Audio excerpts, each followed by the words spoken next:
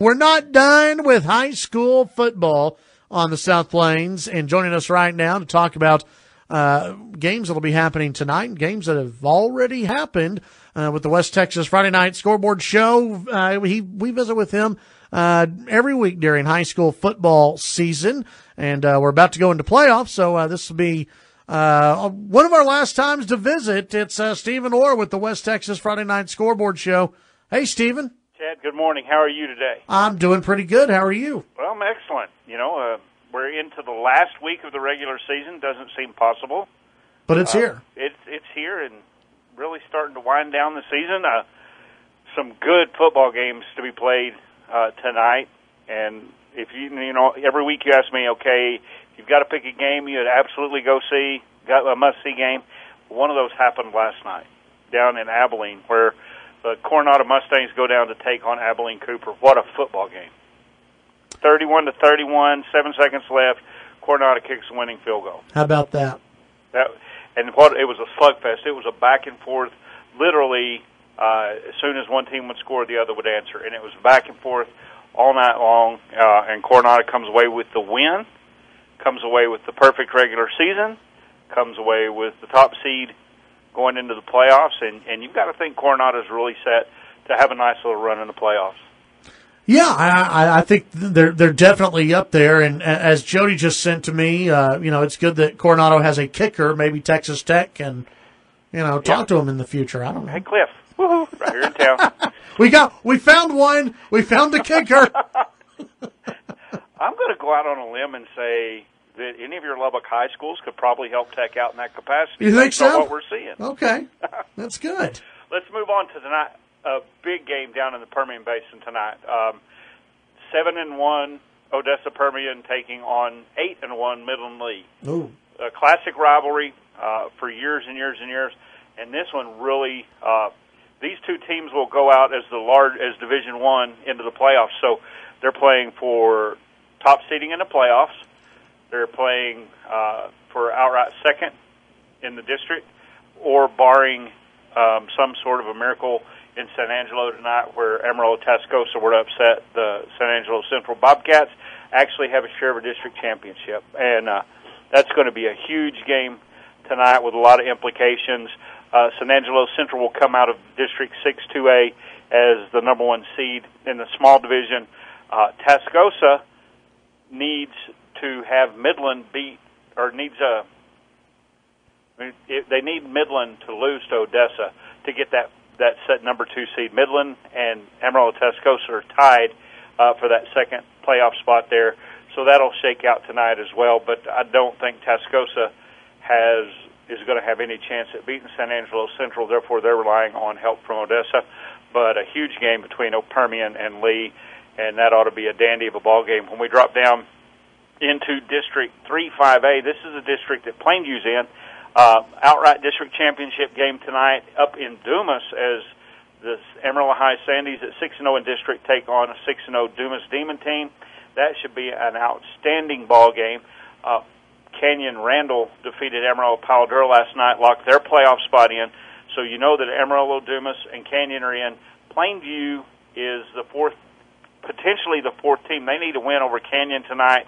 Plainview's at 2-4 in district play. Canyon at 1-5. And they need to win that ball game. You've got Hereford taking on Caprock. Hereford's 2-4 as well, and so Plainview or Hereford going out. Really, Plainview's in the driver's seat as far as tiebreakers. But an outright win just makes things a lot more simple. Let's drop into 4-5A, and that's where we were talking about Lubbock Coronado sews up the perfect season, sews up the outright district championship. But a couple of other really important games going on. The Plainsmen of Monterey are taking on Lubbock High tonight. And you might say, well, Lubbock High still has a chance to make the playoffs. It's slim. Really? They need some help. But if Lubbock High could pull off the upset against the Plainsmen tonight and Lubbock Cooper be defeated by San Angelo Lakeview, the Westerners could get in the playoffs. Wow. Now, here's the thing. San Angelo Lakeview's 0-9 on the season. Their average loss is 60-18. The Cooper Pirates are 5-4 on the year, 1-3 in district play. And like I said, you got a puncher's chance, but some things have to fall just right. I personally don't think that Lubbock High is going to be able to keep up with the Monterey team this year that's playing really good football right now. But that's how that shapes up, and it looks like Lubbock Coronado, Abilene Cooper, Lubbock Monterey, and Lubbock Cooper will be your 4 teams coming out in the playoffs. But it's not all decided, and that's why we do play the games. Lubbock Estacada's district wrapped up last week. That's 1-4A Division I. Estacada, your district champion there. They've got the number 1 seed, Levelland, with a big win over Pampa, sewed up second. Then you've got Pampa at third and Borger in fourth. That's also, Chad, one of the districts where everybody goes to the playoffs. Oh, good. I know you like that. Nobody has their feelings hurt. Borger is 2-7 on the year, 0-3 in district, but they're going to the playoffs. That's good, right? Yeah, it's character building. We'll see how how that fares as they take on probably Andrews, who's 8-2 and 4-0 on the year. But you're not going to get on your soapbox, are you? I'm not. I'm going right on by. Okay, I'm trying to get you to go there. Zoom. District 3-4A, that's the district Snyder's in. They've got an important game against Brownwood tonight. They travel down to take on the Brownwood Lions for seeding as Abilene Wiley and Stephenville playing for a district championship, first and second, and then Snyder Brownwood will decide 3 and 4 in that ball game. And the Tigers are 1-2 on the year, 2-7 overall. Brownwood at 5-4, 1-2. Tigers are going to need to put on to play a good ball game tonight to get that third seed. Here's one that we want to go out and see. This will be a good ball game. Has 8-1, 4-0 Shallow Water traveling out to Muleshoe to take on the Muleshoe Mules. Now they're 4-5 on the year, but they're 3-1 in district play. And Muleshoe struggled early with a young team. They've really put things together. If Shallow Water wins tonight, that's an outright district championship for them. But Muleshoe, with the win, would get a share of that. But that's also for first and second seed. Third and fourth seed in that district is Slayton, taking on Freona out in Freona. Freona started off an impressive 7-0 on the year. They've lost their last 2 district games against Shallow Water and Muleshoe. And so if Slayton can get the win here, they come out as the third seed. If not, they'll come out in the playoffs as the fourth seed there. When we drop down into Division 2 of 3A, Tulia is taking on number 6 in the state, Canadian. Tulia's already locked in their fourth place playoff seed. They really can't. It doesn't hurt them to lose, and it's Canadian, and they're probably going to. The big game in that district has Spearman taking on Childress for second and third place, and that'll be a good ball game played up in the top of the Texas Panhandle at Spearman. Idalou's district, which is District 2 of 3A2, Idalou has already finished their regular season. They're going into the playoffs. We're just waiting to see how it's going to shake out. Colorado City at 3-0 takes on Stanton at 1-2. I think Colorado City will get your championship, and then you've got Coahoma taking on Lubbock Roosevelt. And Roosevelt probably, unless there's a major upset tonight, will end up being the team that stays home out of that 5-team district. Drop into 2A Division 1, District 2. I told you it was going to be a big ball game last week in New Deal, didn't I? Yes. I picked that ball game backwards. I got the split right, but I had it backwards.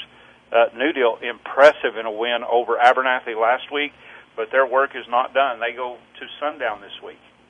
So they come off a tough game last week, and they've got a Sundown team that beat Floydada 46-8, I believe it was, last week. And Sundown is sitting there at 3-1 in district play. New Deal's at 4-0. They win this ball game, outright district champion. But should Sundown step up and upset New Deal, then you've got a 3-way tie at the top of that district. Abernathy's taking on Hale Center. Hale Center comes away with a close win over Olton last week, and Floydada takes on Olton tonight. And this is an important game. If Floydada wins, they'll get the fourth seed out of District 2. If not, then we go into the tiebreakers, and I'll be honest with you, I don't know how that would play out, because you'd have Floydada at 1-4, Olton at 1-4, and Hale Center at 1-4, and kind of a round-robin mix of how they beat each other. So a big game for the Whirlwinds tonight. If they can get that, they'll be your fourth seed coming out of that district. District 2, 2A Division 2, this is the district with Crosbyton and Rawls and Lockney. Also, Clarendon, Wellington, and Memphis from up in the southern panhandle. The Clarendon Broncos take on the Wellington Sky Rockets for district championship. Crosbyton and Lockney play tonight for the fourth seed. This is an elimination game for these two teams. Crosbyton at 4-5 on the year, 1-3 in district. Lockney's at 2-7 and 1-3. Lockney has struggled on offense. Crosbyton has been more consistent, and I think probably has a slight edge there, but that could be a really good game because they're playing to stay alive for the playoffs. Then we drop down into District 3, and that's got Smyre taking on Spring Lake Earth. 2-7, 1-3. That's a record for both of these teams, but the team that wins this ball game is going to advance to the playoffs. Tahoka's at 1-3 on the year. They're taking on a winless in District Plains Cowboys team there in Tahoka, and the Bulldogs need a win there. And then the district championship in that one will have the Hamlin Pied Pipers taking on Roscoe. A couple of private schools there in Lubbock. Got Lubbock Christian, 8-1 on the year, 5-0 in district play, and they're taking on a winless Midland Trinity team. So you've got to feel pretty good that they have a chance to finish up with a 9-1 and 6-0 record. And then Lubbock Trinity is taking on Fort Worth Lake Country. Trinity comes in at 7-2 and 3-2 in district play. Lake Country is at 1-4 in district, so they wrap up their regular season as well. So that's kind of what we've got on the board, Chad, and a really good night of football. Yeah, and a lot of teams heading to the playoffs, a lot of teams on the edge of making it to the playoffs. Most of the teams heading to the playoffs. Well, did I say that wrong? You really want to go there. I know you do. Let me ask you this: who do you think? Because I think this will be the last time we talk until next football season. So, any predictions as far as which teams go the furthest in the playoffs? I like Shallowater a lot. I think Shallowater has a chance to advance several rounds. I'm also I'm really high on Lubbock Estacado right now. Yeah. They're on a 9-game winning streak. They've played solid football. They seem to get better every week. I think Andrews is a team that could make a lot of noise as they move forward in the playoffs. Abernathy, New Deal, and Sundown, all three I think could go a couple of rounds. I really do. I think you could actually see a district rematch when you get to the regional final. What about the perfect team? The perfect team, the Coronado Mustangs. Yeah, undefeated. I think they can. I want to see. I'm trying to see who they would play. They've got a good chance coming out. I think they'll play District 3-5A first round. They could go 2 or 3 rounds. I'm trying to see the bracket in my head and see when they'd run into Denton Ryan or some of those teams out of District 5 because, man, yeah. Denton Ryan's 10-0 on the year. They're number 3 in the state, and that could be a big roadblock for anybody coming out of this part of the world. Yeah, absolutely. Man, you can't say enough about how impressive Coronado's been. They've answered every challenge. They had a couple opportunities to have things not go their way, and they've overcome it. They've had an outstanding season. I'm excited for them. A lot of good football out here. Now, just to make sure, every team that will make the playoffs will at least have won a game, correct? I believe on our board that's correct. Okay. I'm not saying in the entire state, but because we had, a couple of years ago, there was a school from down in the Houston area that won no games and made the playoffs. They did, and they got summarily beaten 56-0. And you just keep tossing it out there. It was character building. I hate it. I mean, I know. I do. I don't want to. Back in the day, 30 years ago, 40 years ago, you took one team. Yeah. And there were really good football teams that stayed home.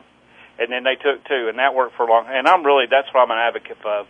I think a two-team playoff that makes sense. Is probably better. But when 2/3 of most of your districts make the playoffs, I think that's too many, and they're not competitive games. It would be one thing if you went to that playoff game and it was a competitive game, but how many of these are? Yeah. There's the outlier. I mean, Andrews one year went into the playoffs. They were 3-7, and I think they went 3 rounds deep before they lost. But that's the outlier. That's not the norm. Right. Stephen Orr, West Texas Friday Night Scoreboard Show. You'll be able to catch the show tonight here on KFYO and also on our sister station 1340 The Fan. As always, Stephen, thank you very much, and we'll visit again next year. Chad, I enjoy it every week. I look forward to it, and I just appreciate you guys and all you've done for us, and look forward to talking to you come next September. Sounds great. Thanks, Stephen. You bet.